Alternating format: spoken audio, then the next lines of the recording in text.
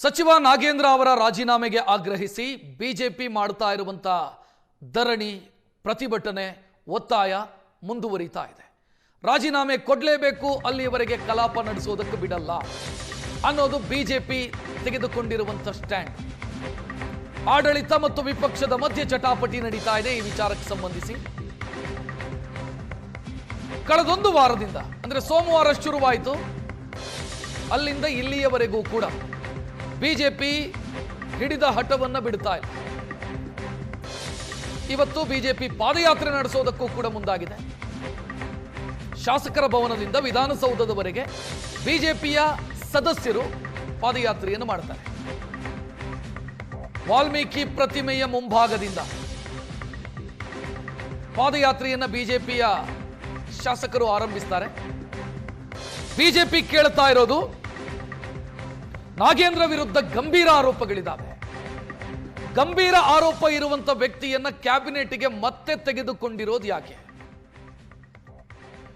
ಅವರ ವಿರುದ್ಧ ಭ್ರಷ್ಟಾಚಾರದ ಆರೋಪ ಇದ್ದು ಅವರನ್ನ ಕ್ಯಾಬಿನೆಟ್ನಿಂದ ಸಿದ್ದರಾಮಯ್ಯ ಅವರು ಹೊರಗಿಟ್ರು.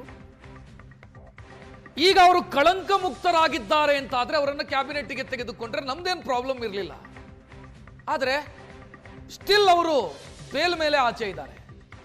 ಕಳಂಕ ಮುಕ್ತರಾಗಿಲ್ಲ, ಭ್ರಷ್ಟಾಚಾರ ಆರೋಪದಿಂದ ಅವರು ಮುಕ್ತರಾಗಿಲ್ಲ. ಆದರೂ ಅವರನ್ನ ಮತ್ತೆ ಕ್ಯಾಬಿನೆಟ್ಗೆ ತೆಗೆದುಕೊಳ್ಳಲಾಗಿದೆ. ಯಾವ ಕಾರಣಕ್ಕಾಗಿ ತೆಗೆದುಕೊಂಡಿದ್ದಾರೆ?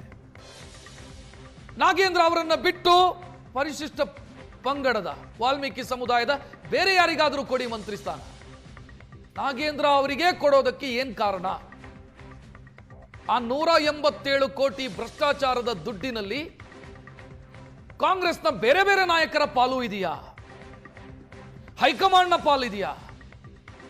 ಆ ಕಾರಣಕ್ಕಾಗಿ ನಾಗೇಂದ್ರ ಪರವಾಗಿ ಕಾಂಗ್ರೆಸ್ ಬ್ಯಾಟಿಂಗ್ ಮಾಡ್ತಾ ಇದೆಯಾ ಅಂತ ಬಿಜೆಪಿ ನಾಯಕರು ಪ್ರಶ್ನಿಸ್ತಾ ಇದ್ದಾರೆ.